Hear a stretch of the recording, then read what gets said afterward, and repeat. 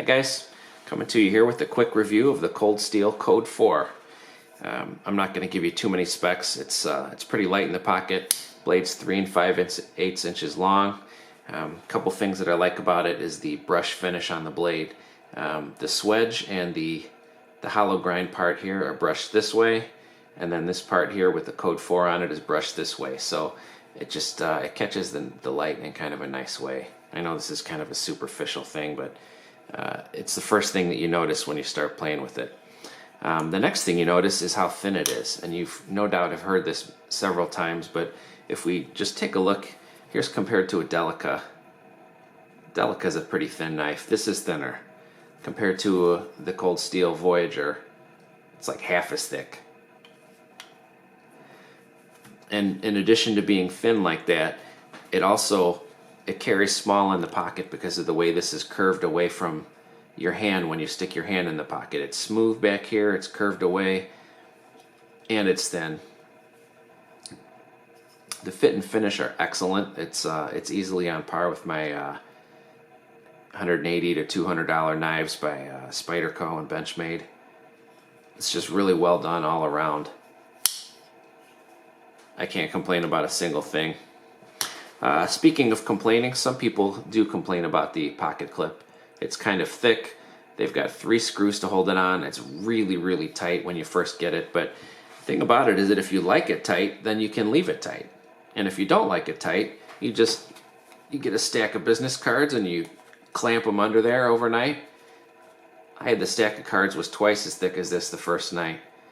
And after one night, I noticed it was noticeably better the next day. After a second night, it's perfect, just the way I like it. So it's spring steel, but you can unspring it a little bit.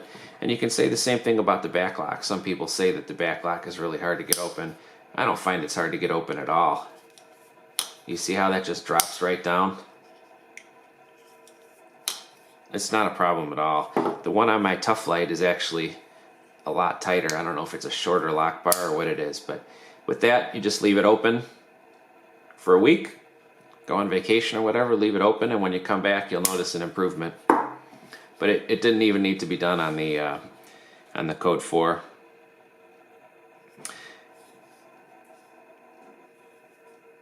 Now, one thing I would say about this that I would complain about, and it's not about this particular knife, but in general, you can't really get a Cold Steel knife of this quality in a smaller size.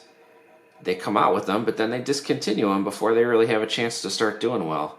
The Recon 1 was offered in 3 sizes, and they took out, no, 4 sizes. And they took out the one with the 3-inch blade.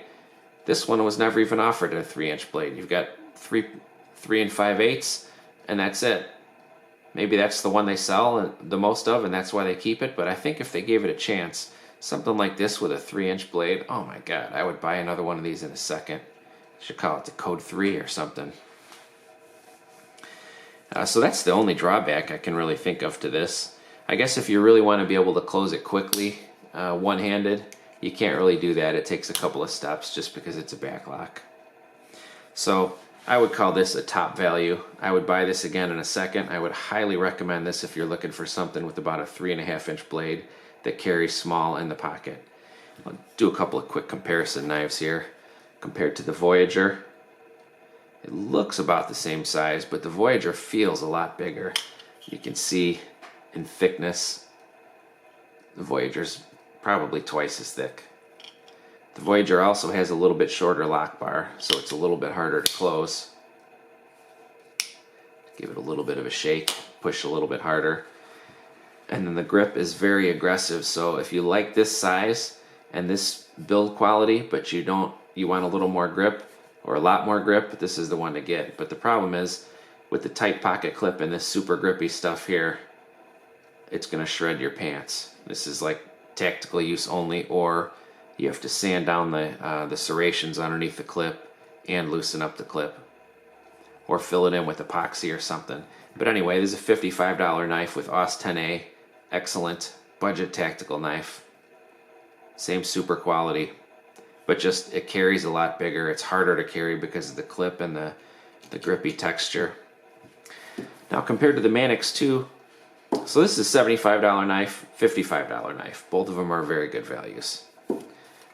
Mannix 2 now is a $95 knife. This is $25 more. It's easier to open one-handed and to close one-handed. Maybe, I don't know, maybe just a couple percentage points more comfortable in the hand. It's a great knife, don't get me wrong, but for $20 more, you're getting BD1 steel, which is not the same caliber as the S35 VN on the Cold Steel Code 4. So 20 bucks more, all plastic construction except for the blade. Fit and finish is not quite as nice as on the Cold Steel, so not as good of a value.